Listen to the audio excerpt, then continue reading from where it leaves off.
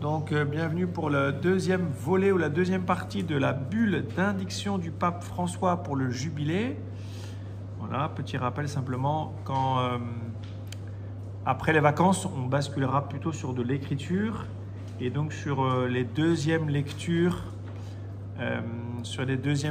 des messes. Hein, l'idée, c'est de ne pas relire, pour ceux qui sont là depuis 3-4 ans, l'idée, c'est pas de relire l'évangile de Marc, parce que je pense que vous le connaissez par cœur, en fait, l'évangile de Marc, ça ne sert à rien qu'on le reprenne. Hein.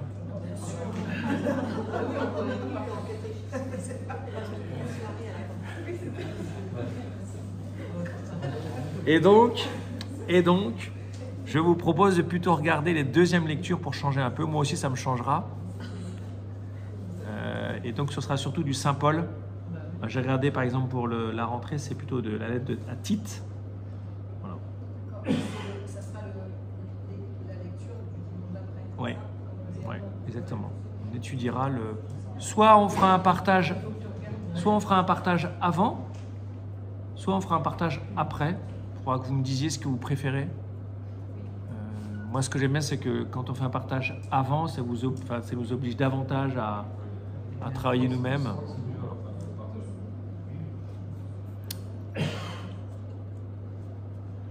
Voilà. Donc, bienvenue à la fraternité d'Arnaud. Alors, on y va, on commence.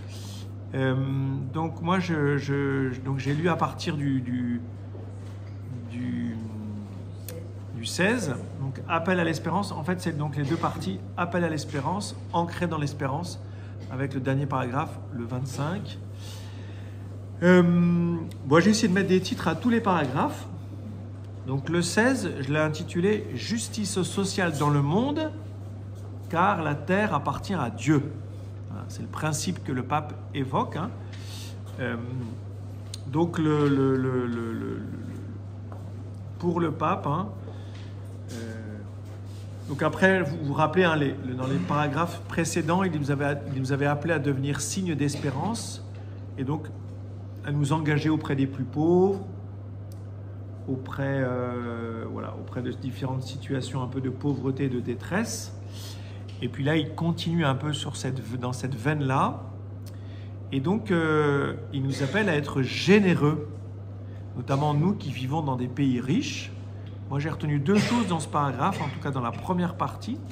C'est vraiment doivent être ceux qui possèdent des richesses. Bon, c'est plutôt nous, hein. En France en tout cas, même si on est de moins en moins riches, parce que visiblement, ça va nous coûter de plus en plus cher, cette fameuse dette. Mais enfin bon, qu'importe. Doivent être généreux en reconnaissant le visage de leurs frères dans le besoin. Je trouvais ça intéressant parce que le pape donne comme une définition de la générosité ou comme une grâce à demander. C'est-à-dire qu'on ne voit pas toujours le besoin de nos frères. Et donc, il nous invite, moi en tout cas c'est comme ça que je le prends, à avoir cette grâce, demander cette grâce de voir le besoin, le visage de nos frères qui sont dans le besoin. Voilà. Donc d'être généreux. Et puis ensuite, il parle de la faim.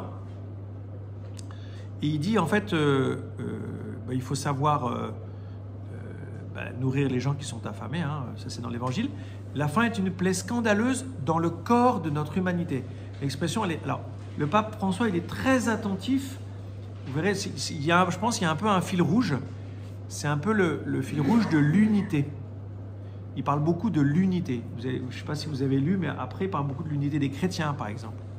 Et donc là, il voit l'humanité, c'est assez traditionnel hein, dans l'Église, pas que dans l'Église d'ailleurs, hein, de voir l'humanité comme un tout.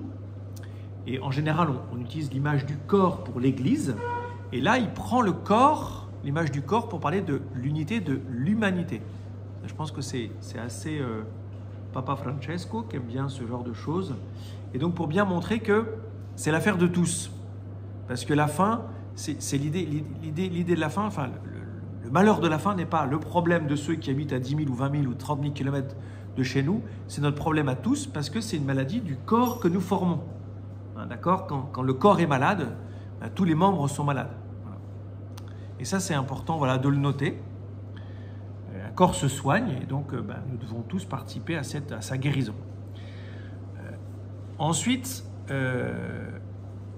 Bon, après, il appelle les nations riches à annuler la dette des pays pauvres. Là aussi, rien de nouveau, hein. Les papes ont souvent appelé à ça. Les pays riches, d'ailleurs, l'ont souvent fait, en tout cas, l'ont fait parfois.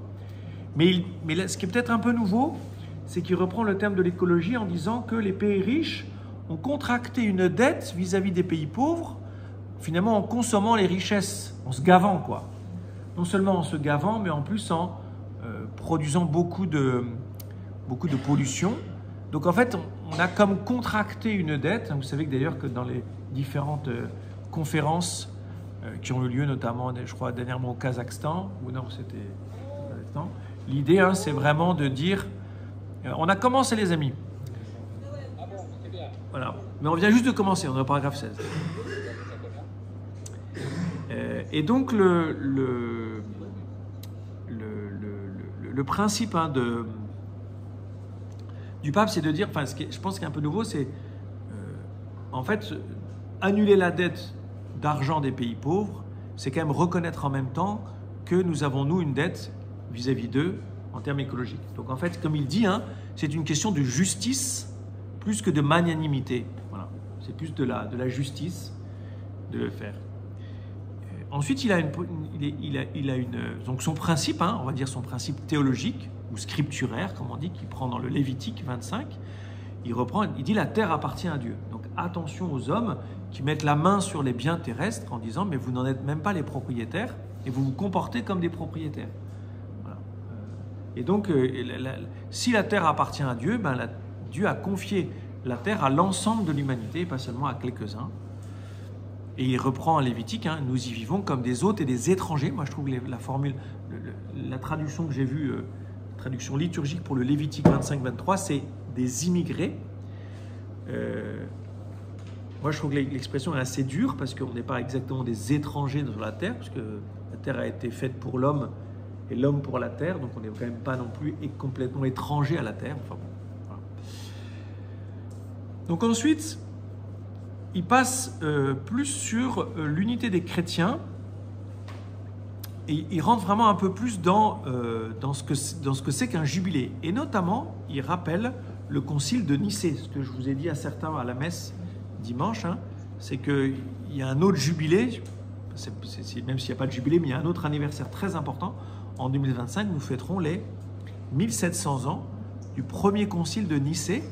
Pourquoi c'est important? Parce que le premier concile de Nicée, c'est la première rencontre d'évêques qui va définir la foi commune des chrétiens. Voilà. Et ça donnera le symbole de Nicée. On appelle plutôt le symbole de Nicée Constantinople parce qu'il a été ensuite complété lors d'un autre concile. Et donc, on fait vraiment mémoire de ce... On va faire aussi... et alors, pour le pape, il y a deux choses. Enfin, la première chose, c'est une expérience synodale qui dit, c'est intéressant, il nous appelle lors de ce jubilé, et justement à l'occasion de ces 1700 ans du concile de Nicée qui fut un synode, au sens d'une réunion commune d'évêques, il nous appelle à reprendre aussi cette idée du synode entre nous. Voilà, donc c'est une question qui m'est posée à moi, mais qui vous est posée. Hein. Comment vivre la paroisse en synode? Bon, voilà. L'autre chose, c'est de préserver l'unité. Hein, si nous faisons mémoire de ce concile de Nicée, c'est pour préserver l'unité. Vous voyez, je vous disais que l'unité, c'est un peu un fil rouge. Il en a déjà parlé avec ce corps qui est l'humanité. Là, il en parle vraiment de cette unité dans la foi. Alors il dit, c'est marrant parce qu'il dit le concile de Nicée avait pour mission de préserver l'unité. Alors moi je suis à moitié d'accord parce que tout concile divise. En fait, à partir du moment où vous prenez une décision, vous excluez tous ceux qui ne sont pas d'accord, hein, par définition. Donc le concile de Nicée, comme tout concile, il s'en est suivi des séparations et des divisions. D'ailleurs le pape lui-même actuel, hein, dit qu'il n'a pas peur du schisme. Il a dit une fois comme ça dans l'avion. Donc il est marrant quand il dit ça, mais on voit ce qu'il veut dire. C'est-à-dire que tout d'un coup, on veut définir la foi commune et parler, d'ailleurs, il le dit, en nous et pas en je, parce que la foi, c'est quelque chose d'abord de commun. Ça, c'est très important. Je deviens chrétien dans l'Église. Je deviens chrétien dans un corps, dans un groupe qui me précède. C'est pas moi qui définis ma foi. Ça, c'est un peu contre le relativisme et le subjectivisme ambiant actuel. L'idée, hein, c'est de vraiment de rentrer... Jésus-Christ l'Église a 2000 ans d'avance sur vous. Donc, vous avez une très belle expérience du Christ, mais pour trouver la formulation de savoir qui est Jésus, en fait, c'est l'Église qui vous dit qui est Jésus. Ensuite, c'est à vous de grandir dans cette foi qui vous est donnée, mais c'est d'abord, et c'est une foi qui est commune. C'est un nous croyons, et c'est ce qui le relève. Voilà. Et puis ensuite, il nous appelle encore et toujours à travailler l'unité, à prier pour ça, l'unité entre les chrétiens. D'accord. Bon, voilà, on sait que c'est à la fois un combat, un chemin qui n'est jamais terminé. Et puis d'ailleurs, il fait référence, vous savez, à cette date de Pâques, qui n'est malheureusement pas commune à tous les chrétiens, mais qui sera commune en 2025. Donc il y a quelque chose de très beau, de très providentiel, on dirait. En langage de Dieu, c'est très providentiel, puisque l'année 2025 verra la même date de Pâques pour tous les chrétiens. Pourquoi ce n'est pas la même date? Parce que les chrétiens, parce que la date de Pâques, elle est lunaire, et donc en fonction du début de votre cycle de lune, eh bien vous terminez à telle date et pas à telle autre, et souvent les orthodoxes sont décalés avec nous. Voilà. Et pourquoi ce sera commun en 2025? Parce que les deux cycles vont tomber en même temps. Ça, je peux pas... C'est une question de... Ça se passe comment? C'est une question de hasard astrologique. C'est pas une décision du tout. Eh bien, ce sera le 19 avril 2025, puisque le 12 avril, c'est le samedi de Pentecôte. Voilà. Mais les coptes aussi, de pression? Alors ça, je ne sais pas. Alors, normalement, tous. Je passe maintenant à ancrer dans l'espérance. C'est la partie la plus longue. J'ai passé 11 minutes sur la première partie. On n'est pas rendu. Alors là, je trouve la partie ancrée dans l'espérance, elle est intéressante parce qu'elle est plus doctrinale. Où là, en fait, le pape va vraiment nous faire un peu une séance de catéchisme. Et vous avez vu qu'il nous parle de la mort et du jugement normal, puisque l'espérance, c'est vraiment celle qui, comme il le dit d'ailleurs, nous donne accès, c'est la vertu qui nous donne accès à la vie éternelle. Alors il y a cette belle phrase au paragraphe 18, l'espérance est cette vertu théologale qui, pour ainsi dire, oriente, indique la direction et le but de l'existence croyante. Voilà. En fait, c'est ce qui va donner du sens à tout le reste, en tout cas qui va donner comme une impulsion à la foi et à la charité. Et ensuite, il termine par quel est le fondement de notre espérance. Donc je passe maintenant au paragraphe 19. Je l'ai appelé le fondement de l'espérance, le désir de la vie éternelle. Il commence par « Je crois à la vie éternelle, ainsi professe notre foi. L'espérance chrétienne trouve dans ces mots un pilier fondamental. Elle est en effet la vertu théologale par laquelle nous désirons comme bonheur la vie éternelle. » Vous avez vu, alors il cite le catéchisme de l'Église catholique, que certains d'entre vous connaissent très bien, puisqu'ils viennent le jeudi soir tous les 15 jours pour lire le catéchisme. Le catéchisme vous dit que chrétiennement, il y a comme une conjonction ou une identification entre le bonheur qui habite le cœur de tout homme et la vie éternelle. Pour le dire encore autrement, tous les hommes veulent le bonheur, les chrétiens savent que ce bonheur, c'est la vie éternelle en Christ. Comme dit Aristote, tous les hommes veulent le bonheur, mais tous ne mettent pas la même définition derrière ce mot. Certains vont dire le bonheur, c'est l'argent, d'autres, c'est les vacances, le loisir, etc., etc. Mais les chrétiens disent, en fait, cette soif de bonheur qui habite le cœur de l'homme, c'est un signe de la présence de Dieu, parce qu'au fond, qu'est-ce que veut l'âme humaine? C'est la vie éternelle promise par le Seigneur. Voilà. Donc ensuite, c'est « Je crois à la vie éternelle ». Moi, je me suis un peu arrêté dessus. Qu'est-ce que ça veut dire « Je crois à la vie éternelle » Est-ce que c'est comme « Je crois au Père Noël » ? Vous voyez, je crois à la vie éternelle, qu'est-ce que ça veut dire? Je crois au Père Noël. Qu'est-ce qui rend certaine cette croyance? Eh bien, c'est l'espérance. Parce que l'espérance, elle me fait désirer cette vie éternelle. Qu'est-ce qui me rend concret cette vie éternelle? C'est l'espérance. La foi, elle peut parfois être purement intellectuelle. On m'a dit qu'il fallait croire en la vie éternelle. Et qu'est-ce qui concrètement me fait faire l'expérience de la vie éternelle ici-bas? C'est l'espérance. L'espérance comme étant ce pont intérieur entre ma vie ici-bas et le ciel. L'espérance, pour le dire encore autrement, elle rend actuelle la foi. Elle rend actuelle la vie éternelle. Elle rend vivante la vie éternelle dès à présent en moi. C'est pour ça que l'espérance est si importante. Si vous voulez, d'une certaine manière, elle fait passer la foi de quelque chose qui peut être purement malheureusement intellectuel à quelque chose d'actuel, d'expérientiel, on dirait, d'expérimental. Je fais l'expérience de la vie éternelle. Et ma foi, tout d'un coup, se trouve transformée par cela. Et ça, c'est grâce à l'espérance, qui fait ce lien entre ici-bas et le ciel. Voilà. Ensuite, il passe à la mort, enfin, ou plutôt, il passe au kérigme, pardon, Jésus mort et ressuscité, le cœur de notre foi. Ça, c'est le paragraphe 20. Donc, j'ai marqué, moi, le noyau de notre espérance et le cœur de notre foi, Jésus mort et ressuscité. Alors, il y a des choses qui sont assez belles dans ce paragraphe, moi, je trouve. Notamment, il rend concret, enfin, il dit finalement, face à la mort, que nous reste-t-il? Il reste l'espérance. Je cite, je le cite, hein, l'espérance chrétienne consiste précisément en ceci: face à la mort où tout semble finir, nous recevons la certitude que grâce au Christ, par sa grâce qui nous est communiquée dans le baptême, la vie n'est pas détruite, elle est transformée pour toujours. Il continue, dans le baptême, en effet, enseveli avec le Christ, nous recevons en lui ressuscité le don d'une vie nouvelle qui brise le mur de la mort et en fait un passage vers l'éternité. Qu'est-ce qu'on peut comprendre? Mais d'abord que l'existence ici-bas, elle est marquée par la mort. Derrière la mort, vous avez la maladie, l'angoisse, la solitude, l'échec, le chômage, bref, tout ce qui vous préoccupe. Ça, c'est notre vie est marquée, la vie ici-bas est marquée par la mort. Eh bien, le pape rappelle que dans la mort même que nous vivons tous les jours, il y a la vie éternelle, en vertu de la résurrection de Jésus-Christ. Jésus est mort et il est ressuscité. La pleine résurrection, ce n'est pas pour aujourd'hui. Nous vivons la résurrection dans la mort, si vous préférez. Dans la mort de tous les jours.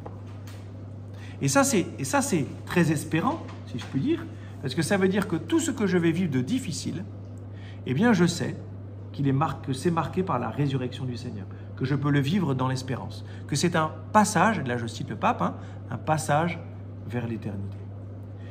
Pour le dire encore autrement, si je n'ai que la maladie, que le chômage, que la persécution, ou que je ne sais pas trop, alors s'il n'y a que ça, mais la vie est désespérante.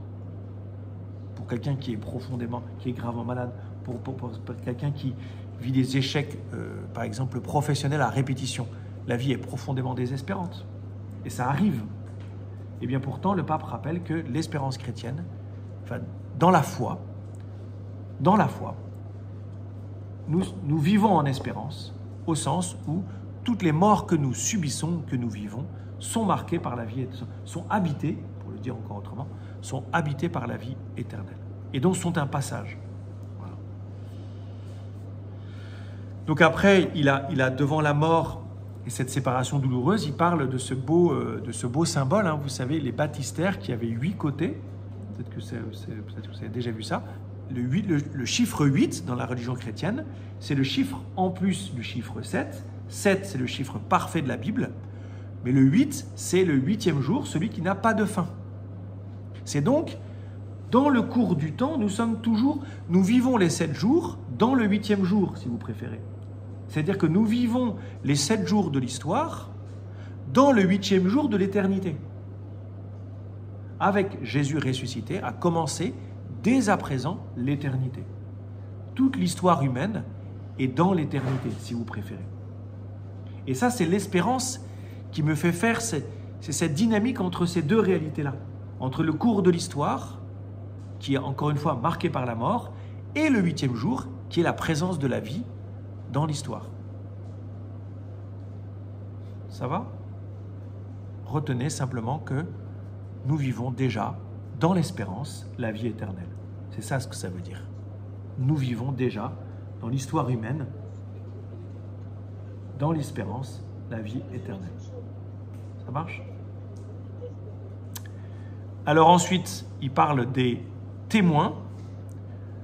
et notamment des martyrs, témoignages qui sont justement, c'est intéressant, il reprend l'exemple des martyrs qui, eux, ont décidé ils ont préféré mourir plutôt que de renier leur foi et donc leur espérance. Et au nom de leur espérance, ils ont accepté de mourir en disant, en fait, la mort, elle va me conduire à la vie.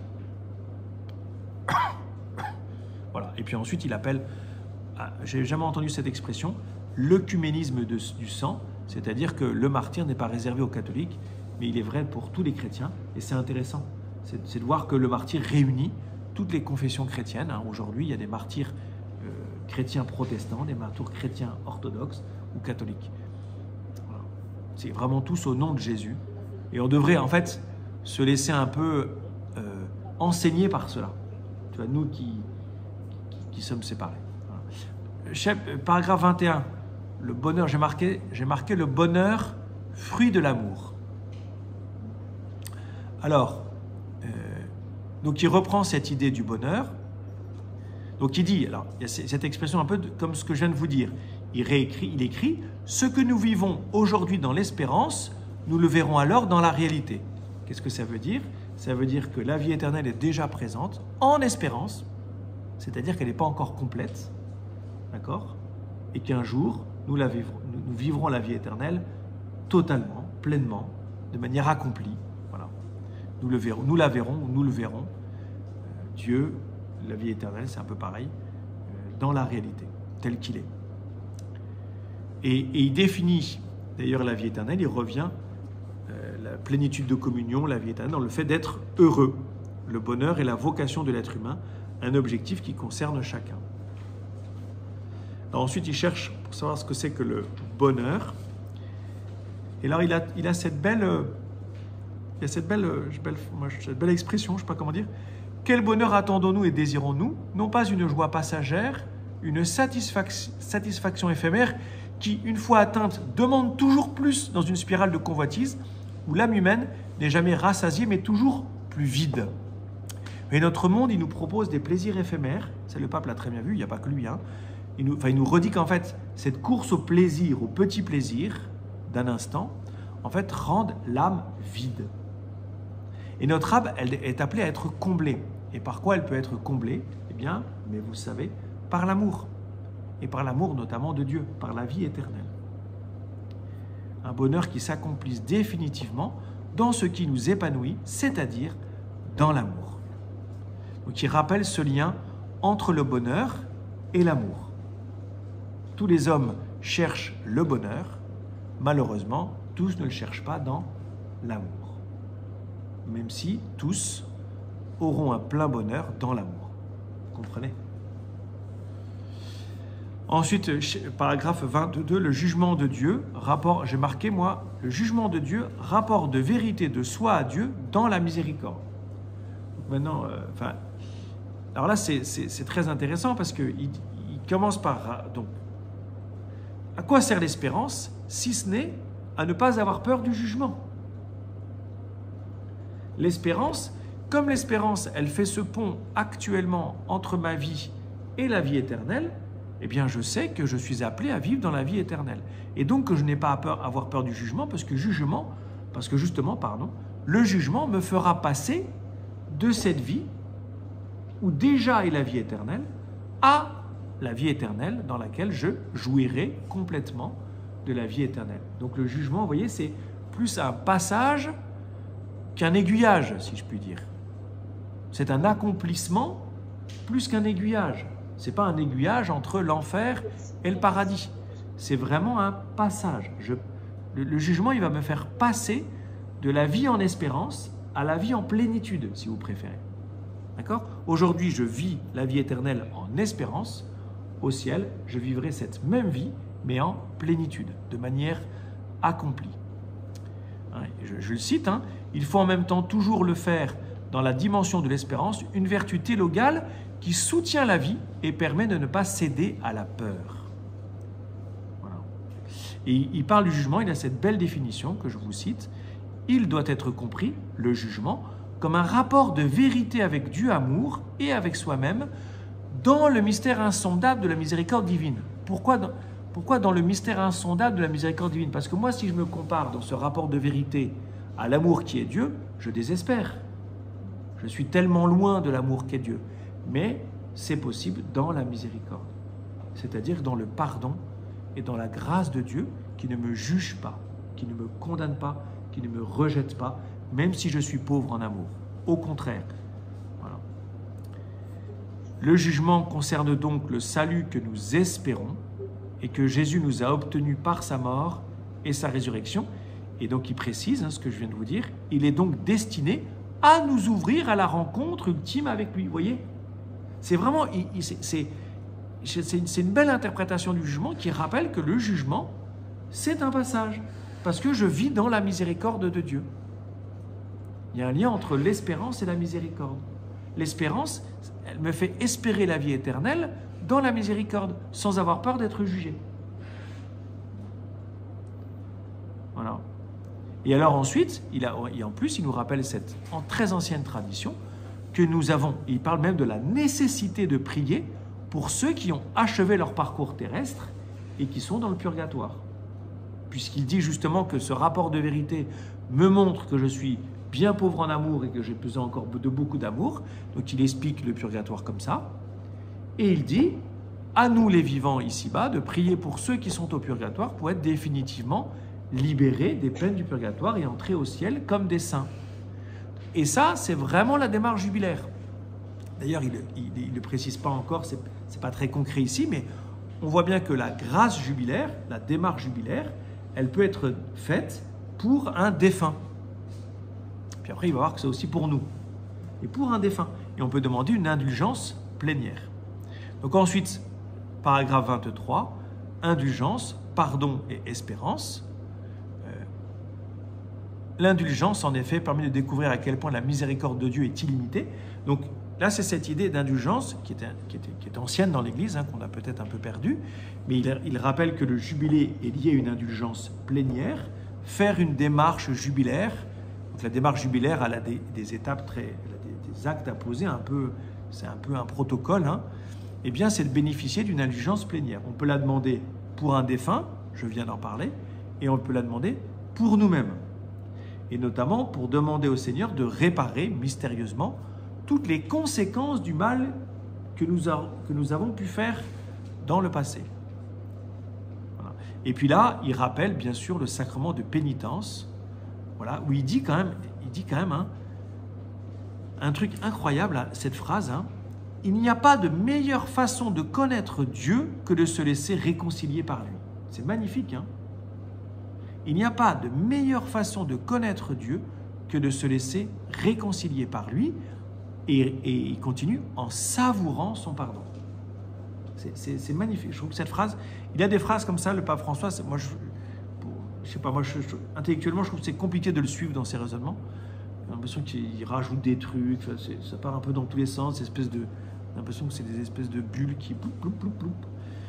Mais parfois, il y a des espèces de perles, et je trouve que cette phrase il n'y a pas meilleure façon. Ça, c'est quelque chose que vous pouvez apprendre par cœur, ce genre de phrase, et la garder pour vous dans un temps de prière, la méditer. Il n'y a pas meilleure façon de connaître Dieu que de se laisser réconcilier par lui en savourant son pardon. Voilà. Que vraiment ce paragraphe, par pitié, lève toutes vos inquiétudes par rapport au sacrement de la réconciliation, quoi. Parce que c'est vraiment le but de ce paragraphe.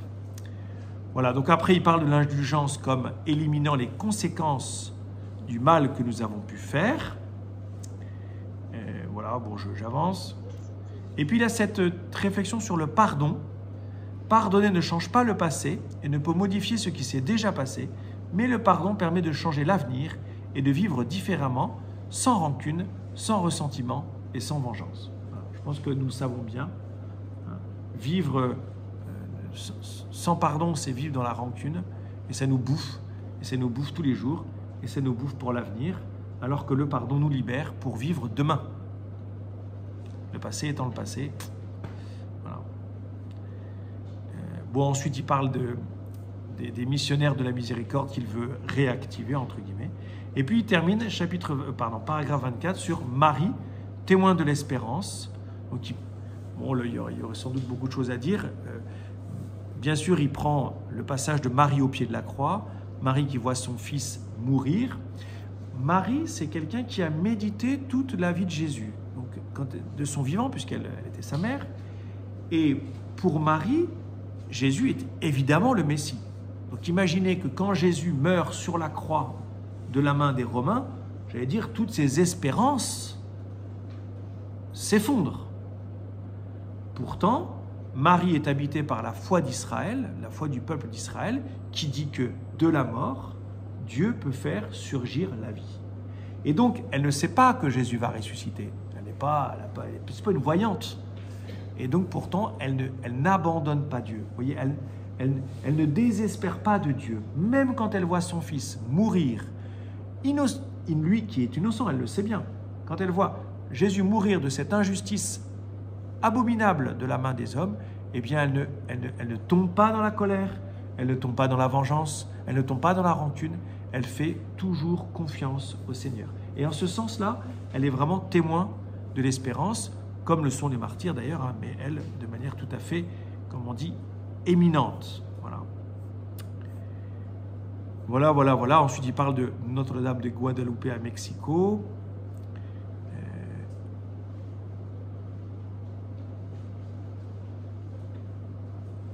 Voilà. Ensuite, il prend l'image de l'encre. Le paragraphe est assez long, pour le coup.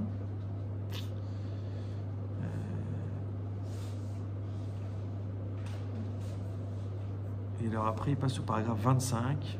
C'est là où il prend l'image de l'encre. Voilà. Écoutez, je crois que j'ai terminé. Ils ont fait une croix en encre. Oui.